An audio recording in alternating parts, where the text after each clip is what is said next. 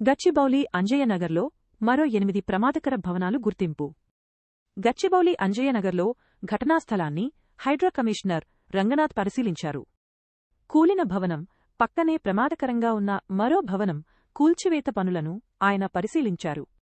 ఈ ప్రాంతంలో ప్రమాదకరంగా ఉన్న మరో 8 అక్రమ భవనాలను గుర్తించినట్లు తెలిపారు.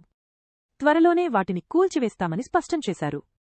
సీఎంసీ అధికారులతో సమన్వయంతో అక్రమ నిర్మాణాలపై చర్యలు తీసుకుంటామని రంగనాథ్ వెల్లడించారు.